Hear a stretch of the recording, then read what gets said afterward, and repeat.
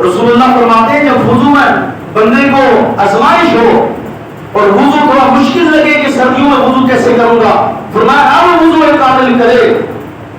اور مسجدوں کی طرف رغبت کرے تو اللہ تعالیٰ اسے ایسا ثواب عطا فرمائے گا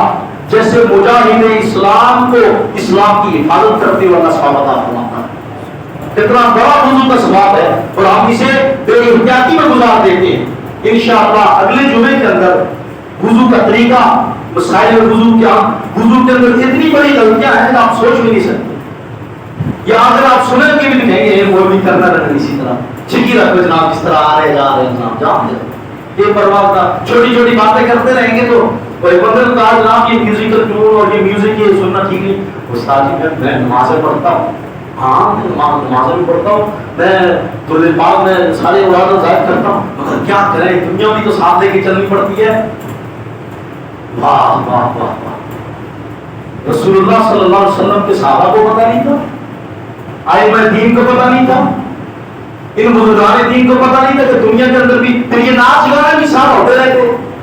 نہیں۔ اللہ رب العالمین جل جلالہ نے حرام فرمایا لا تقربوا الزنا، اس فحاشی کی طرف نہیں جانا۔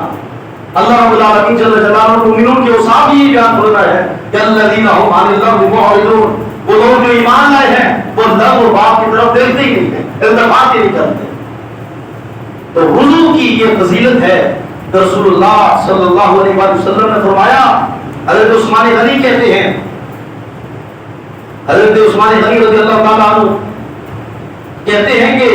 میں نے اپنے غلام حمران سے وضو کے لیے پانی مانگا، سردی کی رات میں باہر جانا چاہتے تھے، حمران کہتے ہیں میں پانی لایا، انہوں نے منہ ہاتھ دھوئے تو میں نے کہا اللہ رب اللہ آپ کو کفایت کرے، رات کو بہت ٹھنڈی ہے۔ اس پر حضرت عثمان غنی نے فرمایا میں نے رسول اللہ سے سنا ہے جو بندہ وضو کامل کرتا ہے اللہ اس کے اگلے پچھلے گناہ بخش دیتا ہے، اللہ اس کے اگلے پچھلے گناہ بخش دیتا ہے۔ انشاءاللہ آئندہ جمعے کو مسائل وضو اور طریقہ وضو انشاءاللہ بیان کیا جائے گا، برابر تشریف لائیں اور انشاءاللہ علم دین سیکھنے کا اللہ ہمیں موقع نصیب فرمائے، آمین۔